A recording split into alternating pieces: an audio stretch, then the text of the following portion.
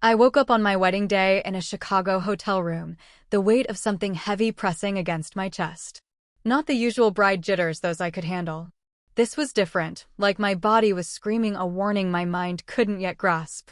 The clock read 8 a.m. I reached for my phone, the screen lighting up with a message from Ryan, my fiancé. "Can't wait to see you walk down the aisle, Emma. I love you more than you'll ever know." The words should have warmed me, but they didn't. Something about them felt off, like a note played just out of tune. Too much love, too loudly declared. I pushed the thought away, blaming nerves.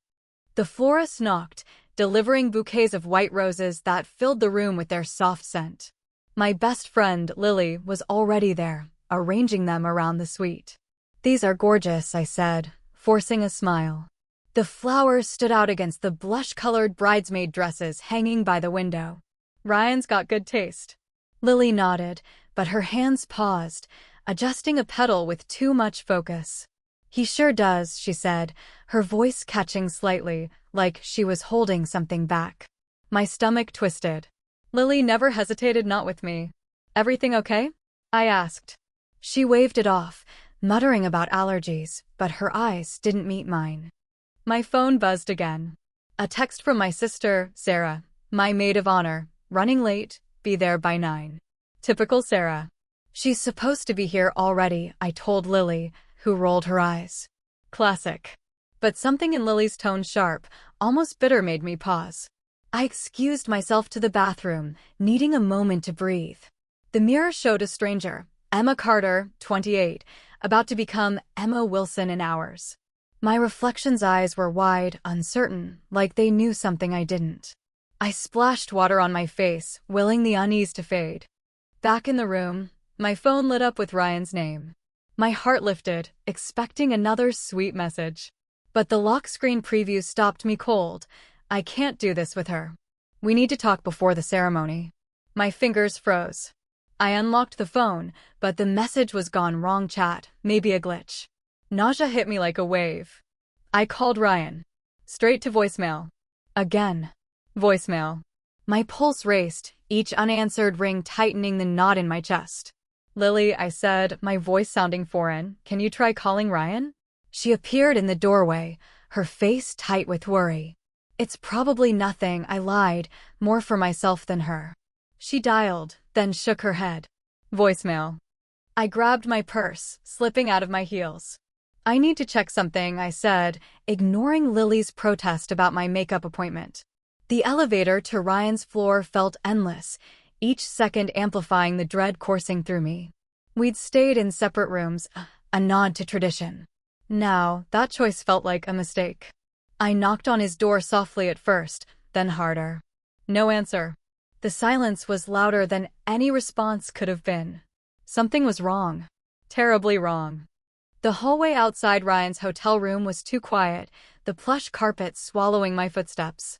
My heart pounded as I stood before his door, the unanswered knocks echoing in my mind. I was about to turn away when the door next to his creaked open. James, Ryan's best man, peeked out, his face pale. "Emma? What are you doing here?" His voice was tight, his eyes darting past me like he expected someone else. "Where's Ryan?" I asked, keeping my tone steady despite the panic clawing at me. James hesitated, his expression crumbling into something like pity. "He's not here." The way he said it, heavy and final, told me more than words could. I pushed past him into Ryan's room before he could stop me. His suit hung neatly in the closet, his overnight bag open on the rack. Everything was too perfect, too staged. On the nightstand, I saw a second phone, sleek and black, one I'd found weeks ago in his jacket pocket. I dismissed it then, trusting his excuse about work. Now, my hands trembled as I picked it up. Ryan used the same passcode for everything. 4 digits, and I was in. The screen lit up with messages, hundreds of them between Ryan and my sister, Sarah. My breath caught, the room tilting. I scrolled, each word a blade. "Sarah, we can't keep doing this. It's tearing me apart." "Ryan, I know. I'll tell her." "Sarah, when?" "Ryan, today, before the ceremony. Meet me in the garden at 11. My phone read 11:17. I stumbled to the window, yanking the curtain aside. Below, in the hotel's manicured garden, there they were. Ryan, in a white shirt and slacks, his gesture sharp and urgent. Sarah, wrapped in a shawl, her hair loose, tears glinting on her cheeks. My sister. My fiancé. The betrayal was so vivid it burned. I should have screamed, thrown the phone, run down there and confronted them. But a strange calm settled over me, like I was watching someone else's life implode. My fingers tightened around the phone, evidence of their lies now mine. Emma, James said softly from behind me, his voice thick with regret. I'm so sorry. I suspected, but I didn't know for sure. I turned, meeting his eyes. How long? He looked at the floor, unable to answer. You tried to warn him, didn't you? I pressed. He nodded, barely. I thought he'd stop.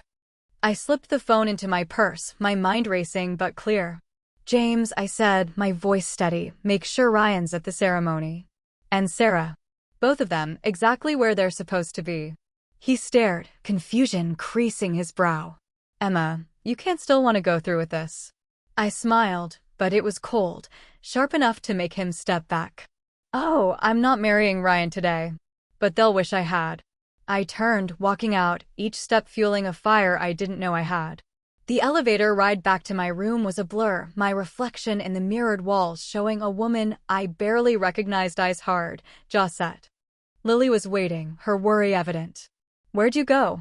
Your makeup artist is here. I waved her off, slipping into my robe. Just needed air. But inside, I was planning. The ceremony was at 2 p.m. 3 hours to turn their betrayal into a spectacle they'd never escape. I'd been Emma Carter for 28 years. Today, I'd become something else entirely. 2 hours later, I stood outside the banquet hall of the Chicago Grandview Hotel, my wedding dress clinging to me like armor. The makeup artist had worked miracles. No one could tell I'd been crying. My face was a bride's mask, flawless, serene. Lily adjusted my veil, her hands trembling. Emma, are you sure about this? Her voice was a whisper, eyes wide with fear. We can call it off, say you're sick. I smoothed the lace of my gown, the fabric cool under my fingers. No chance. The wedding coordinator gave a thumbs up from the doorway. Soft piano notes drifted out a prelude, not the bridal march. Inside, I heard murmurs, the rustle of programs, bursts of laughter from guests who had no idea what was coming. I'd spent 2 weeks planning this, ever since I found Ryan's secret phone. 2 weeks of smiling through dress fittings, nodding at the rehearsal dinner, all while collecting their lies. I'd forwarded their messages to my email, taken screenshots, built a timeline of their affair. Now it was time. Is it ready? I asked James, who stood awkwardly to the side, his loyalty torn. He nodded, glancing at the projector hidden near the altar. It's set, but Emma, this'll wreck both families. My voice was ice. They wrecked me first. Sarah appeared, her bridesmaid dress hugging her frame. She'd picked the design, insisting it flattered everyone. Now I saw why she cared so much. She rushed over, face flushed. Emma, I looked everywhere for you. Are you okay? Her concern was almost convincing. Bold move, I said, my tone flat. I'm fine. Just needed air. She studied me, frowning. You look different. I tilted my head, letting her squirm. The coordinator signaled. The bridesmaids lined up, Sarah at the front as maid of honor. She gave me one last look, guilt flickering in her eyes, before stepping through the doors. My dad appeared, arms open. Ready, sweetheart? His smile was warm, trusting. I wasn't ready, but I'd never be more ready than now. Dad, I said softly, I need to go in alone. His brow furrowed. That's not the plan. Plans change. I kissed his cheek. Trust me. His eyes misted, but he nodded. The bridal march began, and the crowd stood, their faces glowing with anticipation. I took a deep breath, gripping my bouquet, and stepped into the doorway. Ryan waited at the altar, handsome in his tux, but his face was a mask of dread. Sarah stood opposite, avoiding my gaze. 200 guests turned, their smiles soft, expectant. I didn't move. The music played on, but I stood frozen. Whispers rippled through the crowd. Ryan shifted, the officiant glancing nervously. Then I walked not down the aisle, but to a table where a laptop waited, wired to the projector. My finger hit a key. The screen behind the altar flared to life. I can't stop thinking about last night. When can I see you again? A gasp swept the room. Another message. This is wrong. She's my sister. Then, I've never felt this way about anyone, not even Emma. The words burned bright, undeniable. Ryan stepped forward, voice shaking. Emma, stop, I cut him off, my voice clear, slicing through the stunned silence. Not appropriate? Like sleeping with my sister while planning our wedding. Sarah crumpled to the floor, sobbing. My mom gasped, hand over her mouth. My dad froze, horrified. I trusted you both, I said, steady despite the storm inside.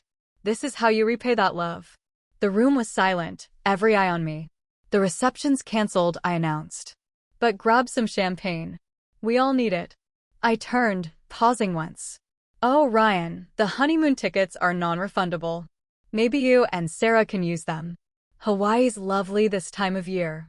I walked out, head high, the weight of betrayal lifting with each step. Freedom tasted bitter, but it was mine.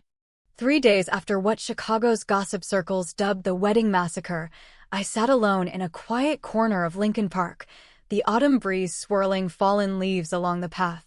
The chill in the air matched the cold settling deep in my chest.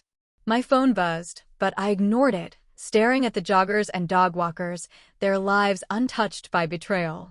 You're early, a voice said behind me. I turned to see Chloe, Sarah's old college friend, her dark hair dancing in the wind. We'd never been close, but I'd always liked her blunt honesty. She sat beside me on the bench, her eyes searching my face. How are you holding up, Emma? Surviving, I said, attempting a smile that didn't reach my eyes. Better than a cheating fiancé and a backstabbing sister, I guess. Chloe didn't laugh. I almost dropped my phone when you texted, she admitted. But I figured you deserved to know the whole story. My heart skipped. What story? She leaned closer, voice low. Sarah and I stopped talking 2 years ago. Not over some petty fight, like she claimed. I caught her with Ryan at a conference in Seattle. They weren't just hooking up, they were planning something bigger. My stomach dropped. 2 years. She nodded. And they invested in a startup together, using your wedding fund. It's not just personal, Emma. It's financial. The words hit like a punch. 2 years of lies, not a last-minute mistake. I pressed my palms to my eyes, trying to process it. Why didn't you tell me? My voice was sharp, accusatory. Chloe shrugged, unapologetic. I tried. Left a voicemail. You never called back. Then I heard you were engaged, thought maybe they'd ended it. I remembered that missed call, a number I didn't recognize, deleted during a hectic week. I should have pushed harder, she added. Sorry. I nodded, throat tight, unable to speak. What's your plan? Chloe asked after a pause. That wedding stunt was epic, but Sarah's already playing the victim online. I pulled out my phone, showing her Sarah's latest Instagram post, a teary selfie, a caption about mistakes and forgiveness, racking up thousands of sympathetic comments. Unbelievable, Chloe muttered. She always lands on her feet. Not this time, I thought, pocketing my phone. I wanted them to lose something real, careers, reputations, the way I'd lost trust. Ryan's up for partner at his law firm, I said. I found spreadsheets on his laptop, fudged hours he billed to clients. It could ruin him. Chloe raised an eyebrow. And Sarah is shortlisted for a curator job at the Adler Gallery. Her dream. I nodded, plotting. I need to derail them both. Chloe studied me, her gaze intense. What's the endgame, Emma? Does ruining them fix you? The question stung, but I didn't have an answer. I just want them to feel what I felt, I said finally.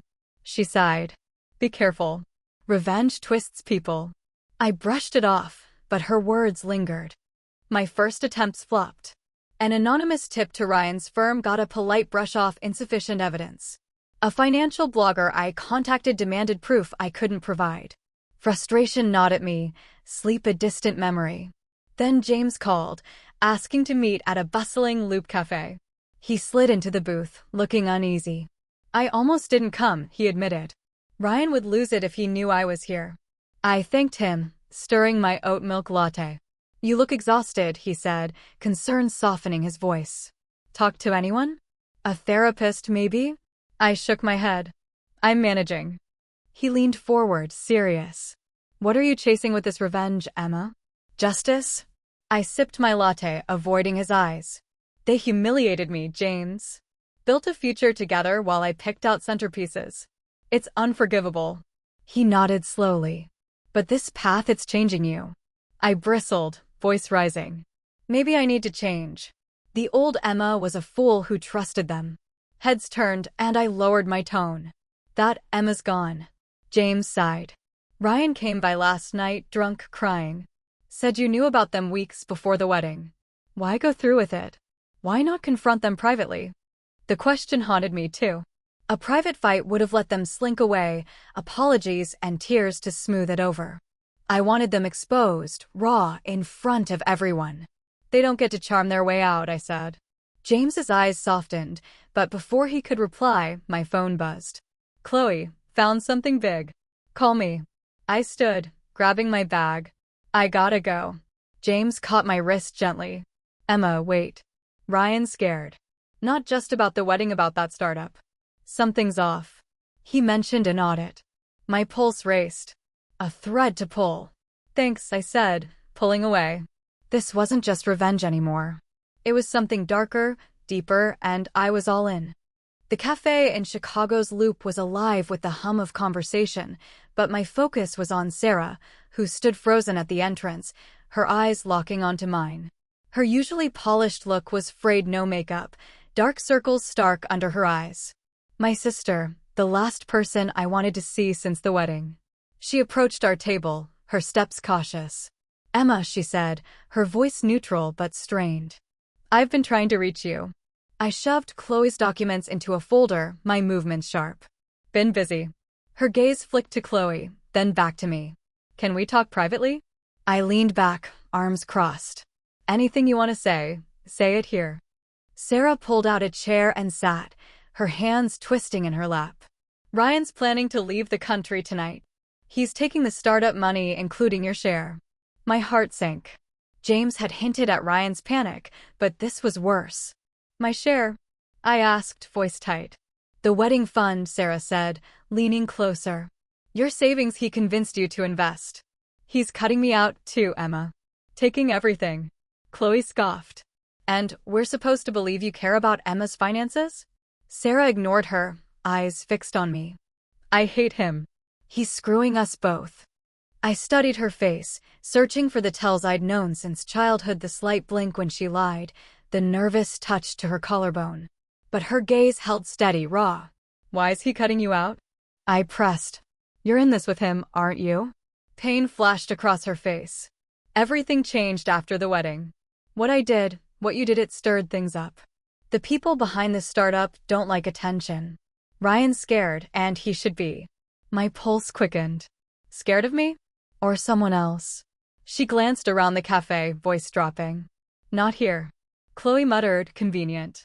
Sarah grabbed my wrist, her fingers icy. Emma, listen. Ryan's at the Grandview Hotel, room 412, tonight at 7 p.m. He's collecting a final payment before he bolts. You deserve your money back. She stood, hesitating.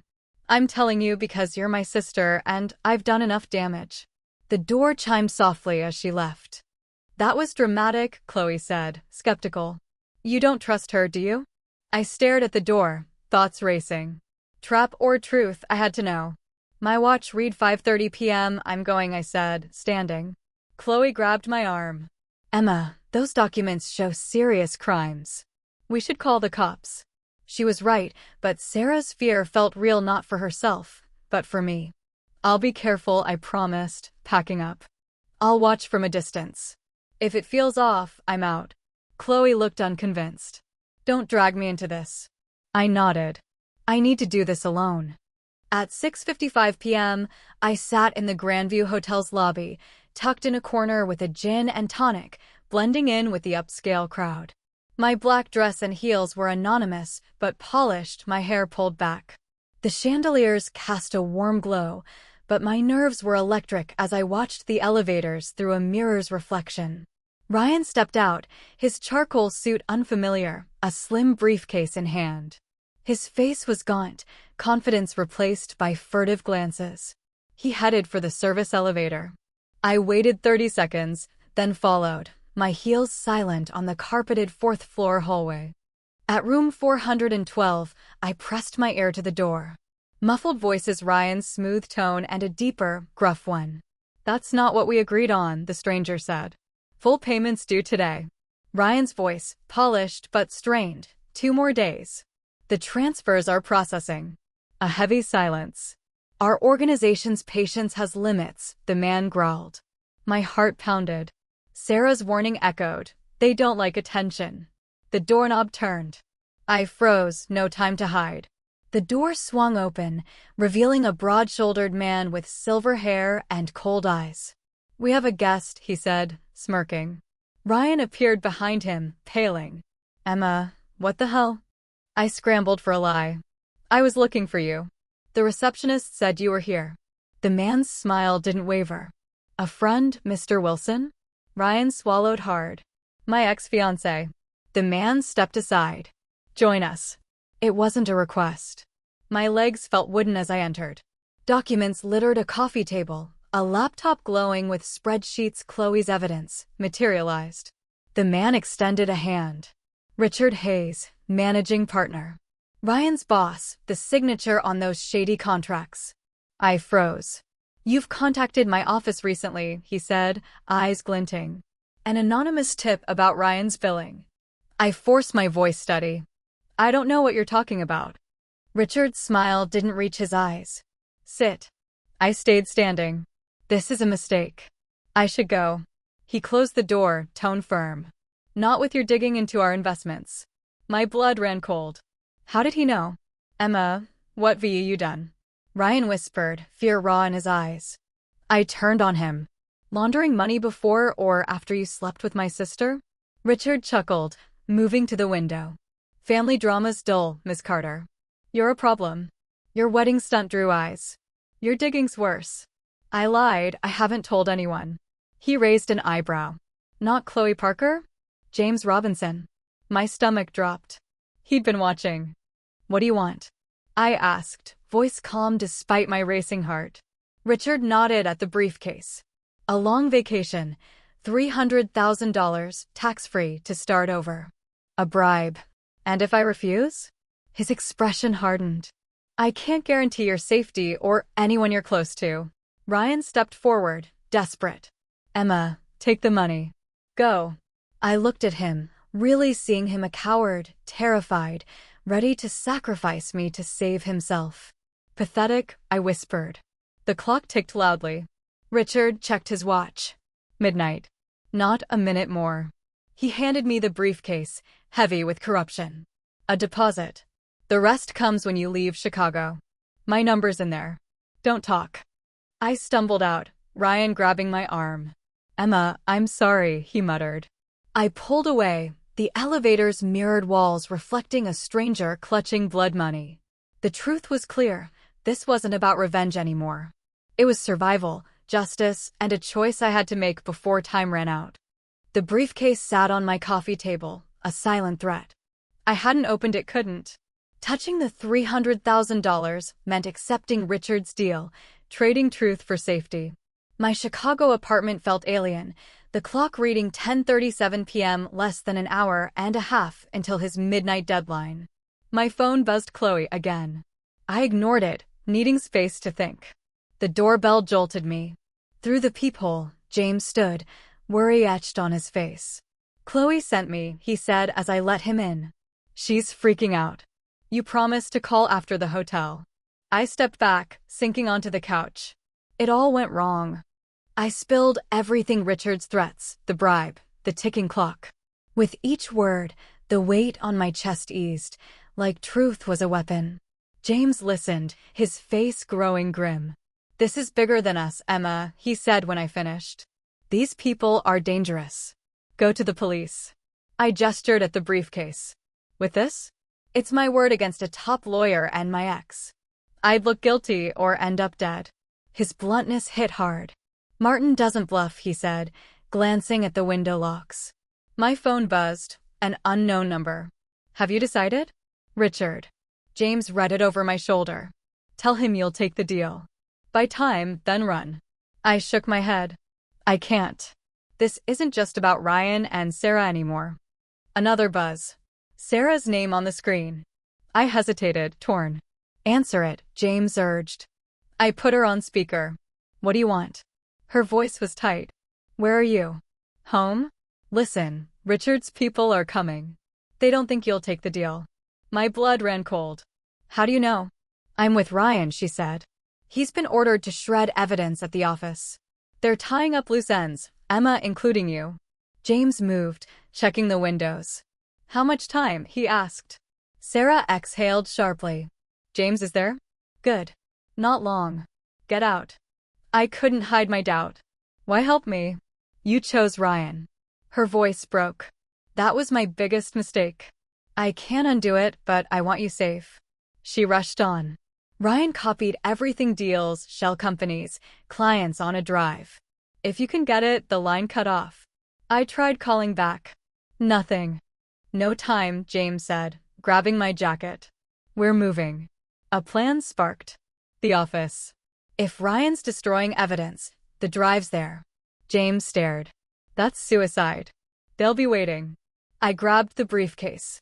It's not about running. It's about fighting. 20 minutes later, we parked a block from Ryan's law firm in the Loop. The building was dark, save for security lights and a glow from the 14th floor corner office. Ryan. This is crazy, James muttered as we crept toward the back entrance.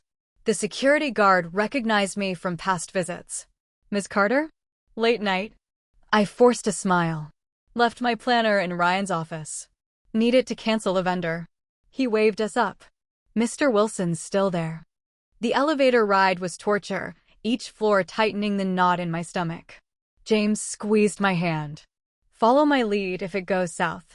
Ryan's office door glowed, papers rustling inside. I pushed it open. Ryan stood at the shredder, feeding documents into its jaws. He froze, eyes wide. Emma? His gaze flicked to James, then the briefcase. What are you doing? I stepped forward, scanning for the drive. Looking for the truth. His face paled. I don't know what you mean. I pressed. The drive. Deals, names, everything. He laughed hollow. You're not as clueless as I thought. The door slammed shut. Richard stood there, a gun at his side. Disappointing, Ryan, he said softly. I expected better. My heart raced, but this was at the moment I'd been building toward. Not revenge. Justice. I met Richard's cold gaze. You won't shoot us. He smirked. People vanish every day, Miss Carter. I pulled out my phone, showing the live stream icon. I've been streaming this to a private server. If we disappear, it goes public. His eyes narrowed, calculating. I wasn't bluffing. Chloe had set it up from my car. Plus, I continued, copies of the drive's files are with 3 lawyers, set to release if we're harmed. A lie, but he couldn't know. Richard lowered the gun slightly. What do you want? I kept my voice steady. Call off your people on me and Sarah. He raised an eyebrow. Your sister. Family's messy, I said. James edged toward the door, blocking escape. Cops are 10 minutes out, he said. Anonymous tip. Richard's calm flickered. Bluffing. James shrugged. Wait and see. Tension crackled. Richard weighed his odds, then spoke. Even if I let you go, my clients don't forgive. I set the briefcase on Ryan's desk, opening it to reveal the cash. I'm keeping this. Emotional damages. Ryan choked. That's $300,000. A fraction of what you stole, I shot back. Sirens wailed faintly outside. Richard's face hardened. This isn't over. I held up a micro SD card, the drive, snatched from Ryan's desk. It is for me. He lunged, but James dodged, knocking the gun free. They crashed into a bookshelf. I grabbed the gun, my hand steady despite the chaos. Don't, I warned Ryan, our eyes locking. Something broke in his gaze, defeat, maybe regret. I loved you, he whispered. It doesn't matter, I said. Security burst in, startled by the scene. James pinning Richard, Ryan with hands raised, me holding the gun. "Ms. Carter," the guard stammered. I set the gun down. "These men are laundering money. Cops are coming. Keep them here." Hours later, in the firm's conference room, I watched the sunrise through towering windows, adrenaline fading to exhaustion. Sarah appeared, pale but resolute. "They found me at Ryan's place," she said, sitting across from me. "Been giving statements." I nodded, too drained to speak. "I told them everything," she added, hesitating. "I might go to jail, Emma. I'm sorry for all of it." Her voice cracked. "I don't expect forgiveness." I looked at her, really looked. Beneath the perfect facade was a desperate girl, always chasing approval, even at my expense. "I'm tired of hating you," I admitted. "But I don't know if I can forgive." Tears fell down her cheeks. "I hate myself enough for both of us." A detective appeared. "Miss Carter, we need you." I stood, gathering my strength. Sarah rose, wiping her eyes.